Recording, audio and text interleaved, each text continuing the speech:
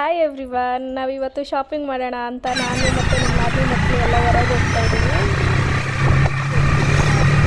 ಪಾಪುಗೆ ಸ್ವಲ್ಪ ಬಟ್ಟೆ ತೊಗೋಬೇಕಾಗಿತ್ತು, ಅದಕ್ಕೆ ಅಲ್ಲೇ ಶಾಪ್ ಇದೆ ಅಂದ್ಬಿಟ್ಟು ಹೋಗ್ತಾ ಇದ್ವಿ. ಪಾಪು ಅಂತೂ ಕೆಳಗಡೆ ಇಳಿತಾನೆ ಇಲ್ಲ, ರೋಡ್ ನೋಡ್ಬಿಟ್ಟು ಸೈಲೆಂಟಾಗಿರ್ತಾನೆ.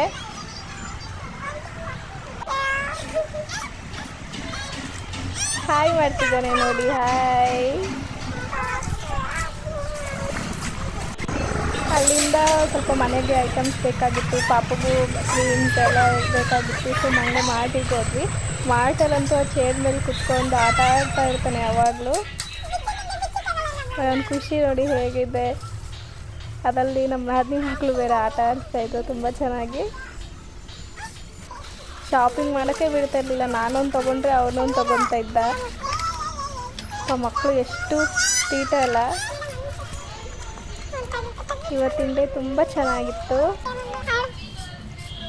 ಇಲ್ಲಿ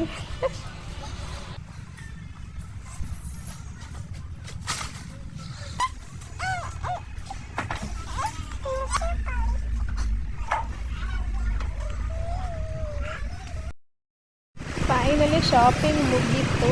ಎಲ್ಲ ಪಾಪು ಐಟಮ್ಸೇ ಪರ್ಚೇಸ್ ಮಾಡಿದ್ದೀನಿ. ಅದರಲ್ಲೂ ಸ್ವಲ್ಪ ಮನೆ ಐಟಮ್ಸೇ ಕಡಿಮೆ. ನನಗಂತೂ ನಾನೇನೂ ತೊಗೊಂಡಿಲ್ಲ. ಹಂಗೆ ಆಮೇಲೆ ತರಕಾರಿ ತೊಗೊಬೇಕಾಗಿತ್ತು. ಸೊ ಹಂಗೆ ತರಕಾರಿ ತೊಗೊಂಡು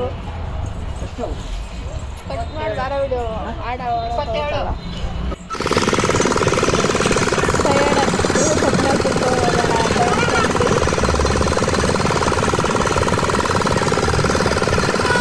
ತುಂಬ ಸ್ವೀಟ್ ಆಗಿತ್ತು, ನಿಜವಾಗ್ಲೂ ಕಬ್ಬಿನ ತುಂಬ ಚೆನ್ನಾಗಿದೆ.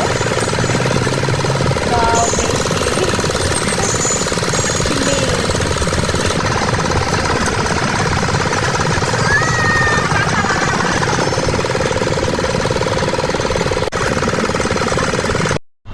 ಇಲ್ಲಿ ಶಾಪಿಂಗ್ ಮುಗಿಸ್ಕೊಂಡು ಮನೆಗೆ ಹೋಗ್ತಾ ಇದ್ದೀವಿ.